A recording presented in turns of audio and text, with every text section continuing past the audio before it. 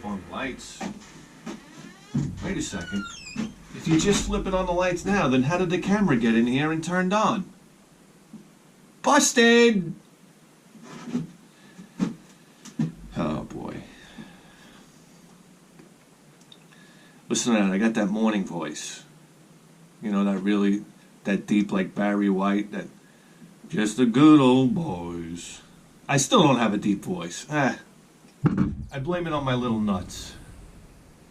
Alright, you guys ready to start the show? Let me turn the lights on here. Guys, I don't know if you noticed, but I threw a little dip in the hair.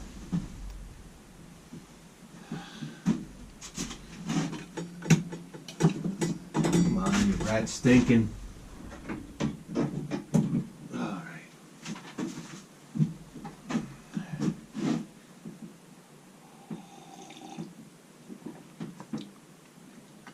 I forgot the packages. I'll be right back. I picked this up the other day. Remember these? Look at this. Toys R Us sticker. The price was only $5.99 back then. Boglins. Anybody remember Boglins? I got this for Christmas morning. This is Schlurp right here. Used to, I don't know, when your hands were a little bit smaller, you could, you know, you could run around and scare your sister with that. I used to love teasing my sisters. What, are you kidding me? That was my favorite pastime. The best, like, tease that I ever did to any of my grandfather gave me a trumpet. Which is a typical thing for your grandfather to give you, a trumpet. It's like who's playing any type of brass instrument. I mean, to me, the band, being in the band was like, oh my God. I used to be in the chorus. I got thrown out of the chorus for making fart sounds in the back row. We'd go into the cafeteria, and this guy, Mr. Faith, the man was the salt of the earth. I mean, I think about it now, the guy was a saint. He used to play the piano and try to get these little scumbag motherfucking kids to sing. And he used to slam his hand on the top of the piano. He'd be playing and we'd be making fart noises in the back. And he had this big upright piano, like a big Wurlitzer. And he'd be playing and he would have his back to you. And he'd stand up and he'd go, boom! And the whole piano would be like, boom! And he'd go, Jesse and Rob, out! I remember they called my parents. And it was so hard to get into chorus that Mr. Faith called my mom and told my mom what had happened. And she was like, all right, what do you want me to take him out? And he was like, well, no, we need him. The idea of staying after school to me was like, it was like my own personal 9/11. As soon as that bell rung, I wanted out of there so bad. To me, school, I wanted nothing to do with it. You know, a lot of people are like, oh, I miss high school. You know, they were like, I don't know, the king of high school or whatnot, and they missed it. To me, it couldn't be over fast enough. And it's like, not like I had any, issues with anybody. I didn't have anybody trying to beat me up or anything like that. I wasn't, like, the completely unpopular kid. But, I think the only people that bullied me in high school were the black girls. And I don't know what it was, because I was tall, and, I was 6 foot something and about 130 pounds, so maybe I was an easy target or whatnot, but the black girls used to just give me hell. They used to just cut in front of me on the lunch line. They'd knock my books out of my hands. These girls were fucking ruthless, man. I remember I had a study hall in the morning. You used to fall asleep. First period study hall, what are you going to do? You'd fall asleep. I would wake up. I would almost every other day with half a pot of Vaseline in my hair. They would smear my hair with Vaseline. Oh my God. I mean, other than that, but I mean, listen.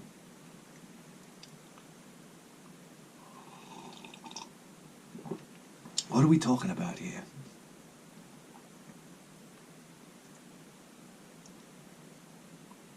Oh, school. Staying after school?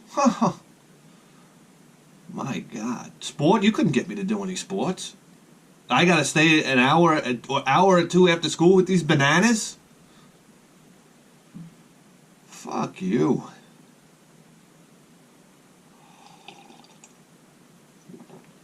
Alright. What do you guys want to do? You want to open packages? Let's do it.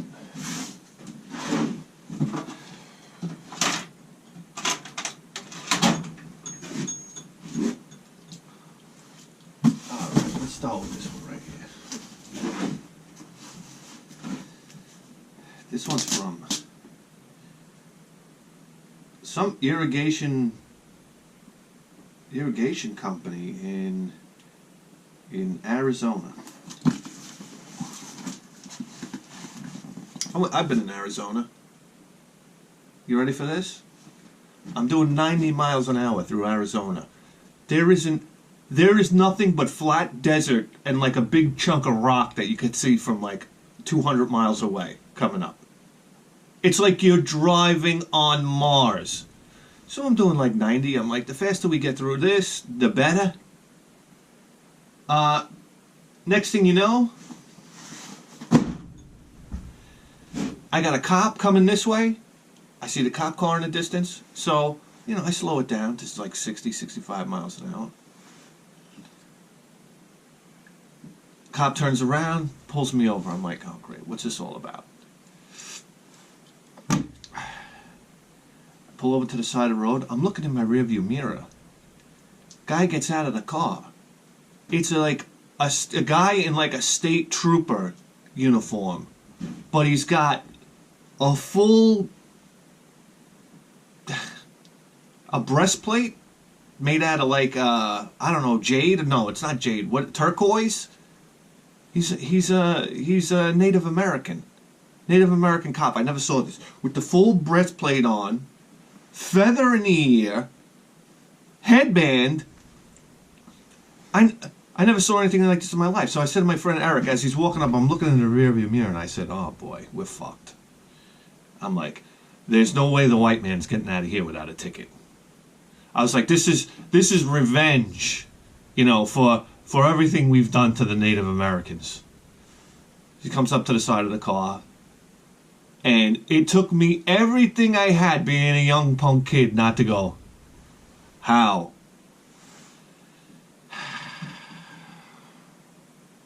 So that's it. I mean, I was driving through an Indian reservation. Needless to say, got a speeding ticket.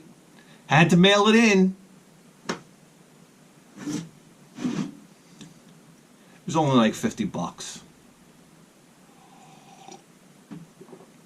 Only like $50 for doing 90. You do 90 over here, and they're going to put a lien on your house.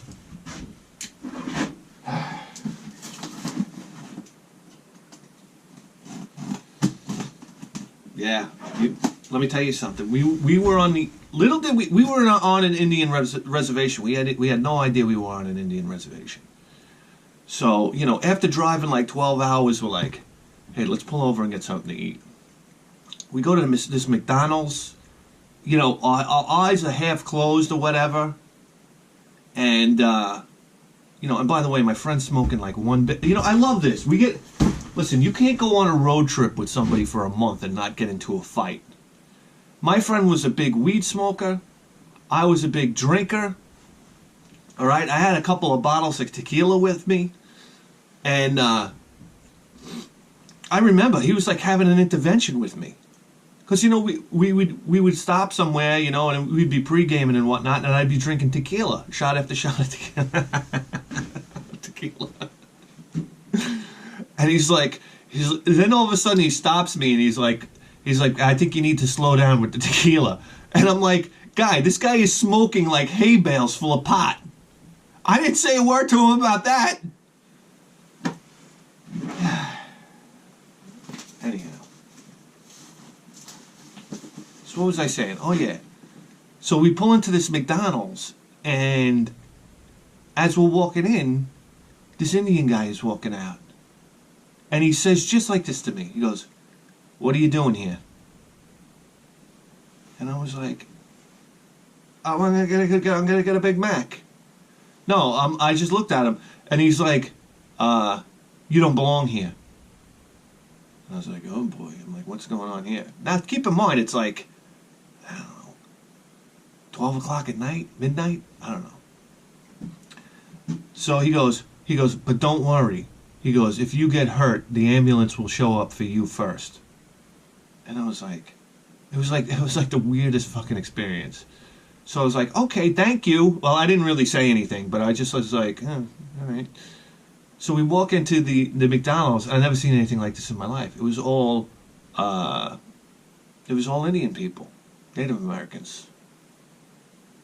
And I said, "Jesus Christ Almighty!" I said, they're probably playing hockey with our goddamn hamburger patty as we speak. So anyway,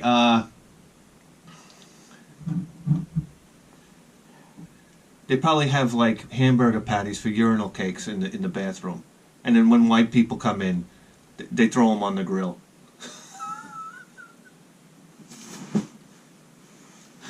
They say, what's the derogatory term for white people that like a Native American would say? Like, you know, like Spanish people would say like gringo, even though I don't know if that's even derogatory. That's green coat. You know, what are the Native Americans called? Or like Chinese people would call us like round eyes, right? What do the Native Americans say about white people? I don't know. Yeah. They got hamburger patties on a roll. In like a it comes in a roll of toilet paper. That's the one reserved for white people. All right. Anyhow. Ah, boy. But my sister used to be in the Indian Culture Club. I remember that was a big thing in high school. She was in the Indian Culture Club.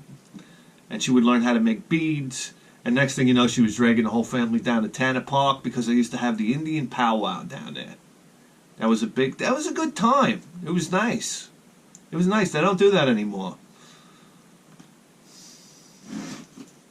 You go down there, you buy your moccasins, you know, you can buy beads, feathers, all that stuff. Yeah, nice thing. I don't know.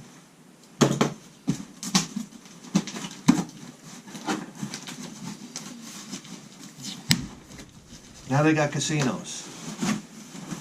What do we got? What is it called? Foxwoods over here in Connecticut? I walked into Foxwoods, I took 2 pulls on a slot machine and won $700. Greatest casino experience of my life. I was with some friends, dinner's on me. Then I went over to the roulette table, I'm like, fuck it, I'm on fire. I threw $100 on black came up. I was like, that's it, I'm done gambling. I'm not a gambler. I'm not a risk taker. I don't jump out of airplanes. I don't parachute. I don't want to bungee jump. I don't do anything exciting with my life. The most exciting thing I've ever done is paid off my credit cards. Here we go.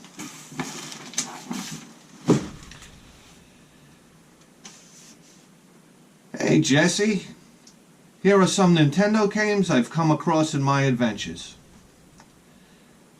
When I can find some more, I will send them to the greatest video game program in the history of civilization, and you better believe that.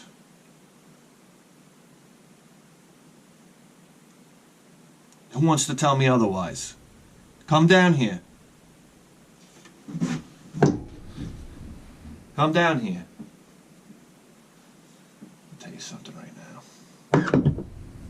Huh? Who wants to tell me this is like the album cover of Killers right here. All you need is that gooey drop of blood coming down.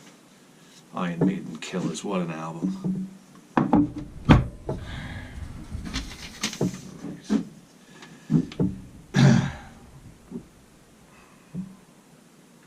You can share this info with the show. Where I work, we're almost nationwide. I included some hats from your bit buddies, Ralph and Vanessa in Tucson, Arizona. Wow. How about that? By the way, I didn't want to say because I didn't know if that's Ewing Irrigation Products. Ewing Irrigation Products. I don't know what you guys do. You do sprinklers? Or you do like, let me tell you something right now. Driving through the Midwest, that's one thing that took me aback. I remember driving through places like Indiana, driving through Montana. They have farmland. Number one, it's amazing that you could be driving for 15 hours in a clip and not get out of a state. And then number two, every inch of land next to the road has a fence. Who put up this fence? And how long did it take? If it's taking me 15 hours to drive through here like 85 miles an hour, who the fuck put up that fence? Oh my God. And then you would see these sprinkler systems. You ever see the sprinklers on the wheels that they have on like the farmland? It's like the wagon, they almost look like wagon wheels, but there's a pipe that goes in between it. And then there's like a machine in the middle that turns the thing and the whole fucking sprinkler rolls over the farm. Some of these sprinklers went on for miles. Like, what kind of water pressure do you need to power this sprinkler? And that was another thing. That's one of the most beautiful things about driving through the Midwest. You'll be driving and driving and driving, and then all of a sudden in the distance you see in a field, there's this one lone, like, huge diesel engine with just like a shroud over it. And I think it's like a pumping engine. And you say to yourself, like, this engine is out in the middle of nowhere. What do they come out, like 3 times a year to maintain it? Check the oil? It's fascinating to me. And nobody fucks with it. If that was Queens, please, they'd be pulling the heads off of it. They'd be ripping the pistons out. I could have went up there and pulled the spark plugs. I could have went up there and pulled the fuel line off. There you go. No crops this year. All right.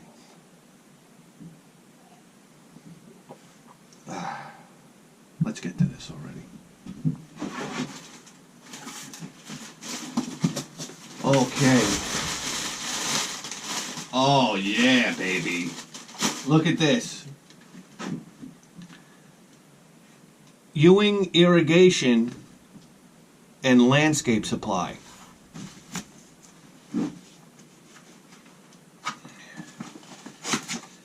Here we go. How about that? You got to bend the brim. I'm old school. You like that. You get that tunnel vision. Look at that. You guys don't know how to wear a hat nowadays. What do these kids do? They crank it open. Hold on. You got to crank it open to the last setting. Right? You got to flatten out the brim. That's how these kids wear a hat these days. Right? And then what? You tilt it over to the side like this. Real cool. But then you're like real gangsters. But hey, and you walk around. But oh, you can't say retarded. Let me tell you something. You fucking clamp that band down. You bend that brim. Like you're making a fucking burrito. You roll that baby. You pop that baby. Come on. You never wore a starter hat? You never wore a starter hat? Get off my show! Oh, wow. Look at this. Woo, baby! Look at this.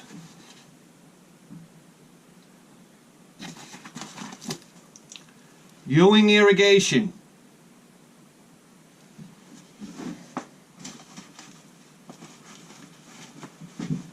Okay. Here we go, guys. I'm not even going to look. Let's go. Sip of coffee for Ralph and Vanessa. Sip of coffee.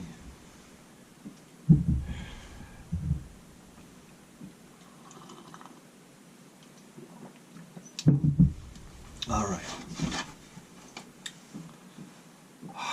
Here we go. Vegas Dream. Speaking of gambling.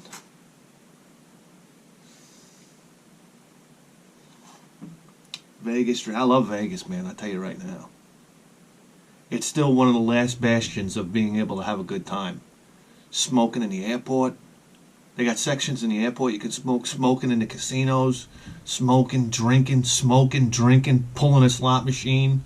Rolling the dice. I don't really roll the dice. Playing the blackjack. Wow. Las Vegas. Want to hear a story about Las Vegas? Completely drunk off my face. It's like 3 o'clock in the morning. I'm wandering through New York, you know, the casino that looks like New York. They got a Carvel and it's open. I go in there, there's nobody in there. I go into Carvel, I say, yo, give me a soft serve vanilla ice cream and roll it in the multicolored sprinkles. I got my cone there. I'm by myself. I don't even know why I was by myself. I'm just like wandering around Vegas hammered. I'm eating my ice cream. This black hooker comes in. She comes in, she grabs me by the shirt, and she pushes me against the wall. Now I'm like this. She goes, what are you doing tonight, sweetheart? And I'm like, just sitting there. Like I was like trembling with my ice cream. She goes, she looks me up and down. Like, you never... Here's a woman that had courage, man. She looks me... I'm 6'4".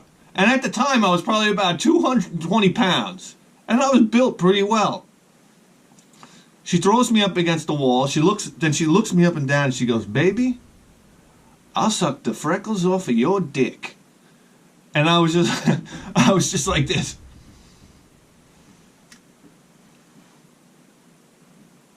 I didn't know what to say. I think I was like, I gotta go. Anyhow, Vegas Dream.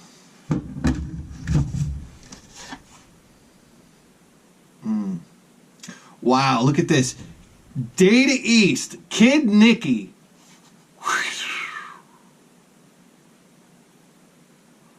Always excited to see a Data East. Kid Nicky, Radical Ninja, Arcade Hit.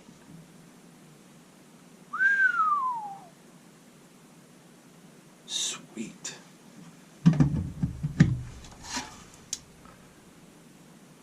Wheel of Fortune. You know what? I'm not sure if we even have this yet. Based on the number one hit TV game show. Man, oh man, my parents, they used to watch Jeopardy and Wheel of Fortune every night. Jeopardy, Wheel of Fortune. My old man could play some Jeopardy. If I got 1 or 2 questions right during a whole episode of Jeopardy, that was like an amazing achievement for me. My old man could knock them down.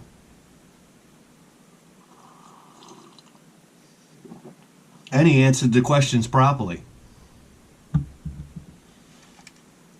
Like, what is... Oh, wow, look at this.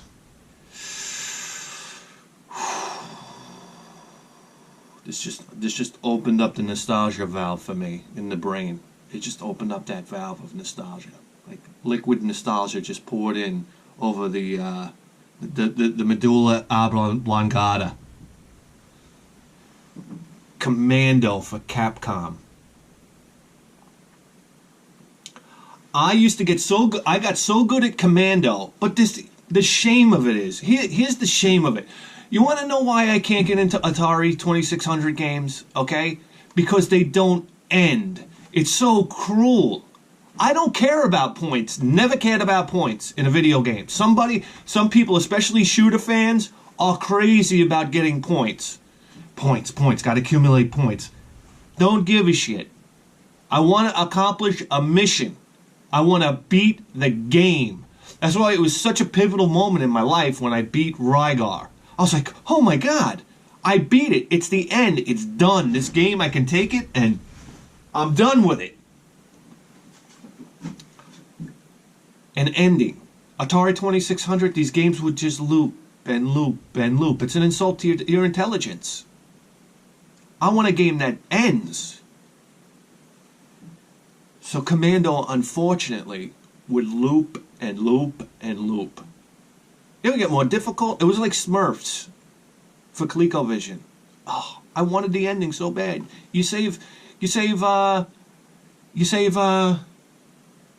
Oh, what's the bitch's name? I can't believe it.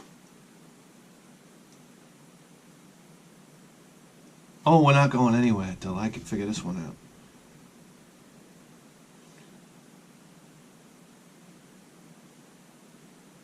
Papa Smurf? Grumpy Smurf? Smurfette! Smurfette. Like, all three neurons had the trigger.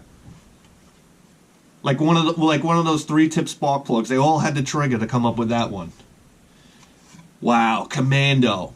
Top down, vertical, scrolling, run and gun, machine gun firing, grenade throwing. This was a hardcore game back in the day, and look at that old school Capcom grid in the background. Ooh. Mega Man. Reminds you of Mega Man. Look at that. Destroy the enemy army. Yeah. That's what I want to do. Oh, yeah. I looked. I'm sorry. I looked.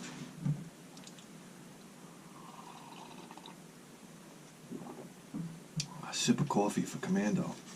Wow. Look at this. This is two HAL American games.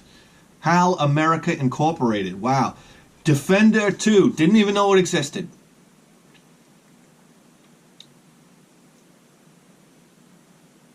You know, I have dreams of, like, having an arcade room.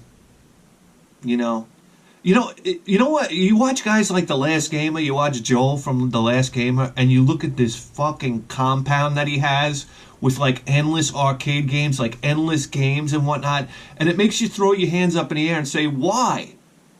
Why would I attempt it now? It's like if you had like 3 or 4 arcade machines in your basement, you say, why? It's almost like I could live my life through Joel and watch his arcade room. But if I did have, I'd love to have a little arcade set up, man. Oh my God, I'd have R-Type in there. I'd have Defender. Oh, I'd love to have Heavy Barrel. All the classics that I knew growing up. Oh man, to have an arcade. Here we go.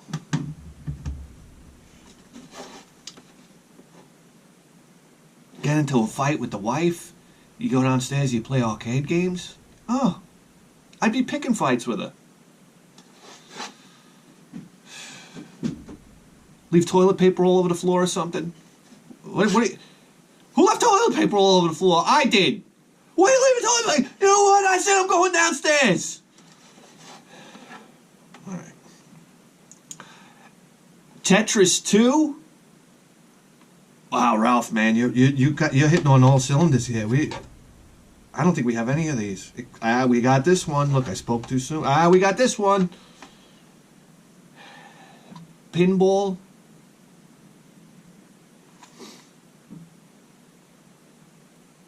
Wow, look at that fucking nose on Mario, huh? Hide the Coke. That's how I piss my wife off. Anytime we see somebody with a big nose, I say, hey, babe, hide the Coke, huh?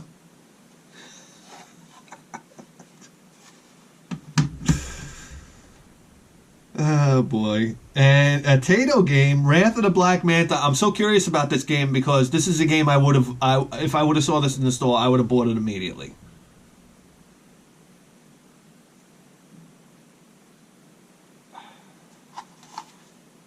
That looks great. Wrath of the Black Manta. But I haven't heard much about it, so I'm assuming it's not such a hot game. I don't know.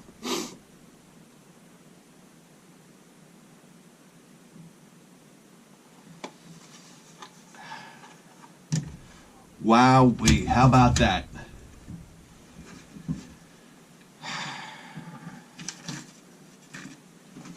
All right.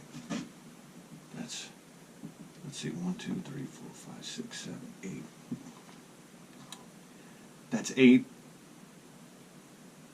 great games. I think we have 2 of these. So that's 6 more additions to the complete NES collection. That's huge. Ralph, Vanessa, Ewing Irrigation, everybody. Let me make sure I got that right. Let me just look at my own hat. Ewing Irrigation and Landscape Supply. Wow. Fantastic, guys. This is really great. Listen, my videos are getting a little long-winded. We're going to have to check out the other packages in another episode here. I see I'm already at the 40-minute mark. I don't know what happened. It's like I take a sip of coffee and then the show's over. Let's get them in the game cabinet.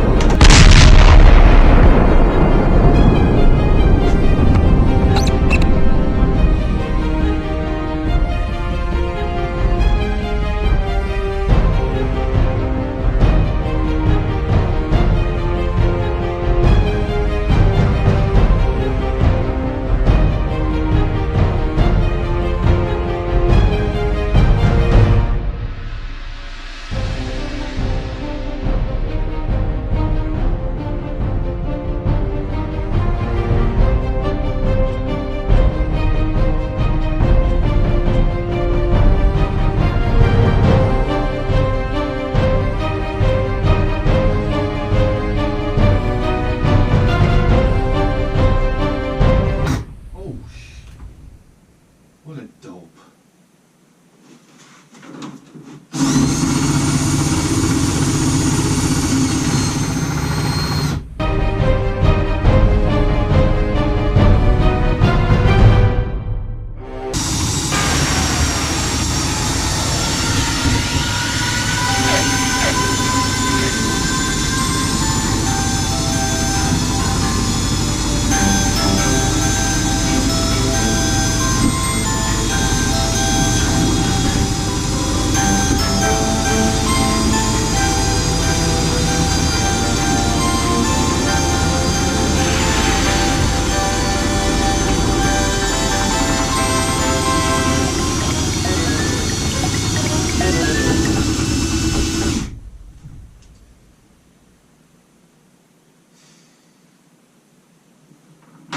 We were almost there.